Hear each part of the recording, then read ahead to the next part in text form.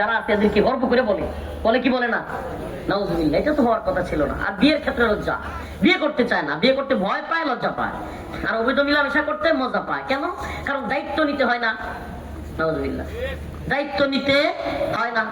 পার্কের জুবজারে 1000 টাকা দিয়া এক বান্ধবীরে খুশি করে যদি যে জিনিস পাওয়া যায়, এই জিনিস কি 2-3 লাখ টাকা মোহর দিয়া এত আয়োজন কইরা পাওয়ার দরকার আছে নাকি?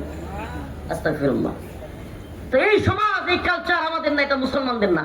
কিন্তু এই মেয়েটা সাক্ষাৎকার দিয়ে বলতেছে, আমার বয়ফ্রেন্ড আমাকে সহযোগিতা করেছে, সে আমাকে পড়ায় উৎসাহ দিয়েছে, আমাকে মাঝে মাঝে দেখায় দিছে পড়া, রাতের বেলায় পড়া শিখিয়ে দিছে, আমরা স্টাডি করেছি, মানে অনেক কিছু।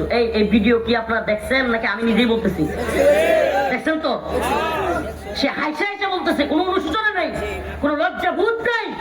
আইসা এসে বলতেছে আমার বয়ফ্রেন্ড আমাকে উৎসাহ দেয়, এবং সে শেষে একটা কথা বলতেছে যে আমার বাবা মাও জানে, বাবা মাও আমাদেরকে এই বিষয়ে উৎসাহ দেয়। নাউজুবিল্লাহ বলেন, সমাজ নাউজুবিল্লাহ বলেন। খুব গুরুত্বপূর্ণ একটা পয়েন্ট। এরপরে আরেকটা মেয়ের সাক্ষাৎকার খুব আলোচিত হয়েছে, এটা আপনারা দেখছেন কিনা জানি না। আরেকটা মেয়ে সে সাক্ষাৎকার দিচ্ছে যে আমার বিয়ে হয়েছে, আমি বলছে সাক্ষাৎকারে ওই সাংবাদিক জিজ্ঞেস করছে আপনার পরীক্ষা খারাপ হওয়ার কারণ কি?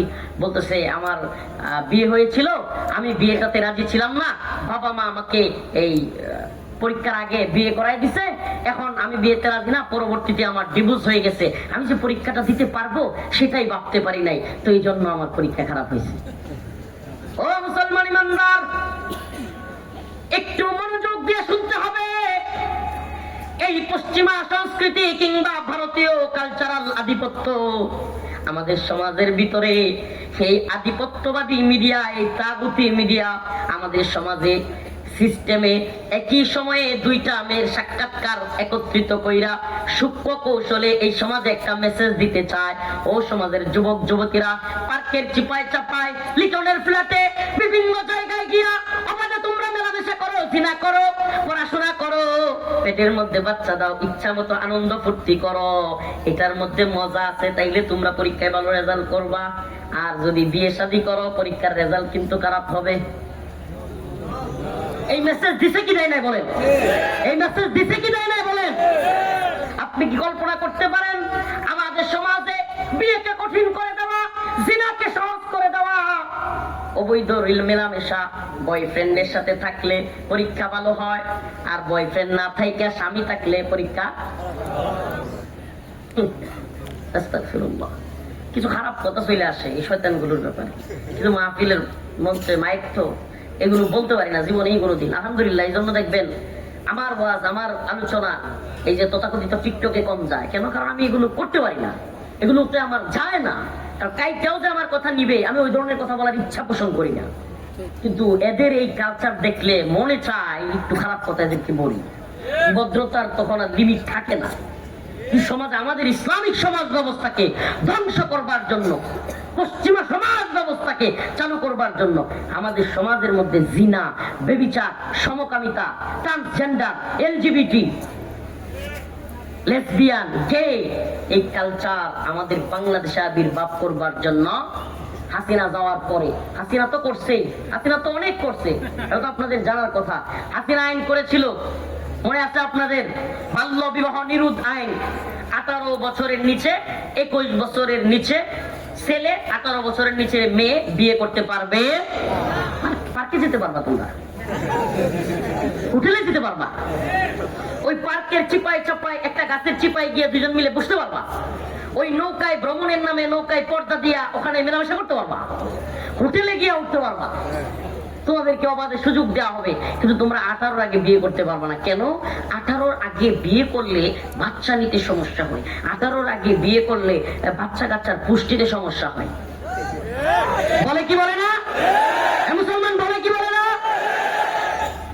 মোবাইল তো আছে, প্রোগ্রাম থেকে বের হয়ে একটু সার্চ দিবেন, খুদ যে শেখ হাসিনা এই আইন করলো, এই শেখ হাসিনার মায়ের শেখ মুজিবের সাথে বিয়ে হয়েছে, শেখ হাসিনার মার বয়স ছিল 9 বছর।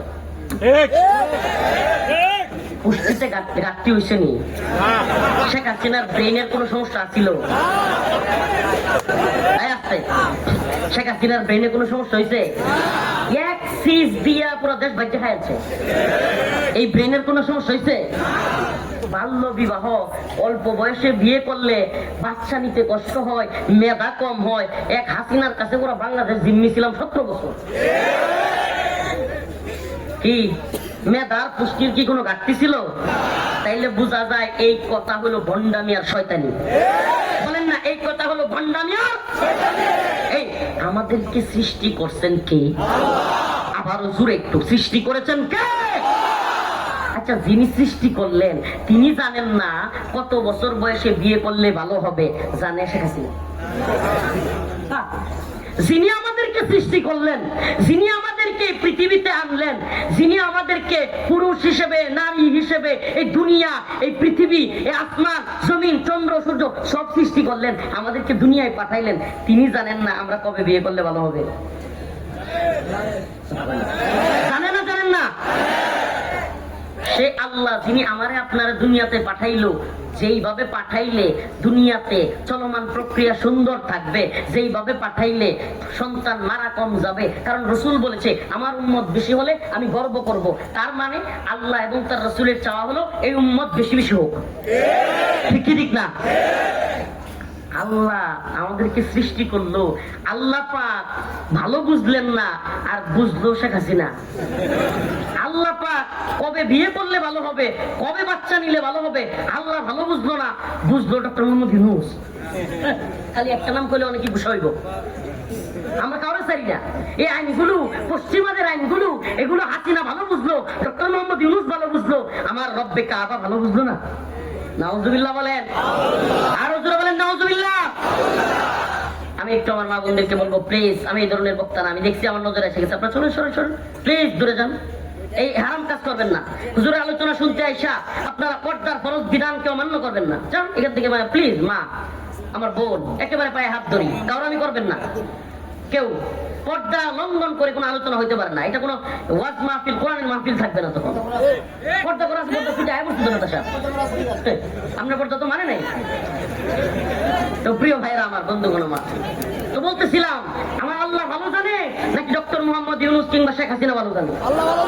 বলেন কে ভালো জানে? বাল্য বিবাহ, এই ধরনের শয়তানি আইন বন্ধ করতে হবে। ছেলে মেয়েকে বালেগা হওয়ার পরে বিবাহ দেওয়ার ক্ষেত্রে বাধা দেওয়া, এটা একটা শয়তানি। আবার দেখেন, নেতারা যেহেতু আছে, যে একটা কথা বলেই ফেলি। আবার দেখেন, এই দেশে ছাত্র দল আর ছাত্রলীগ দুইটা দল আছে না নাই? এরা আবার ছাত্র দল করলে, ছাত্রলীগ করলে বিয়ে করতে পারতো না। বয়স 30 হোক বিয়ে করতে পারবে না, বয়স 35 হোক বিয়ে করতে পারবে না। পোলাপান কিছু আমার কাছে আয়, তো ছাত্র দলের মাঝে মাঝে অনেকগুলো আমার কাছে আয়, ঘুরে, এই কাছের পরিচিত ভাইটাই, এগুলো আয়সা বলে ওই আমরা তো বিয়ে করতে পারি। আমি যখন বিয়ের দাওয়াত দেই, আমি কিন্তু বেশি বেশি যুবকদেরকে বিয়ের দাওয়াত দিই। আলহামদুলিল্লাহ নিজে করে লইছি, মনে করেন না বিয়ে না করে দাওয়াত দিই। তো আমি বেশি বেশি যুবকদেরকে আল্লাহ রাসূলের হাদিস শোনাই, কোরআনের আয়াত শোনাই, বেশি বেশি বিয়ের দাওয়াত দিই। বাবা মা আসলেও বাবা মারেও বিয়ের কথা বলি। তো এখন কয়েকটা হুজুর, আমরা তো যেই দল করি এই দল বিয়ে বিরুদ্ধে, বিয়ে করলে ছাত্র দল থেকে আমরা বাইর করে দিব। আমি কই বেটা, যেই দল করলে বিয়ে করা যাবে না এই দল বাদ দেবে না, আগে বিয়ে কর। আস্তাগফিরুল্লাহ, আস্তাগফিরুল্লাহ। আল্লাহ ফরজ বিধান করছে, আর কোন দল করার কারণে বিয়ে করতে পারবো না, কোন লিগ করার কারণে বিয়ে করতে পারবো না। বোঝা গেল এই দলগুলো বিয়ে যদি বাধা দেওয়া হয়, এই দলগুলো থেকে আমাদেরকে বুঝাইতে হবে না তাদেরকে, হয় আমাদেরকে বিয়ে করার সুযোগ কইয়া দেন, নাইলে দল থেকে চলে গেলেন। কথা বলেন। আমাদের সুস্পষ্ট বক্তব্য। প্রিয় হাজিরিন, এই সমাজের মধ্যে এই মেসেজ দিতে চায়, এই মেসেজটা সমাজের মধ্যে দিয়া আমাদের সমাজে বেহায়াপনা, অশ্লীলতা, নোংরামি এগুলো তৈরি করতে চায়। কেন? যেই প্রজন্মের বাচ্চারা জাউরা থাকে না, বাবার বেটা থাকে, বাপকা বেটা থাকে, এই প্রজন্মের উম্মাকে কেউ হারাইতে পারে না।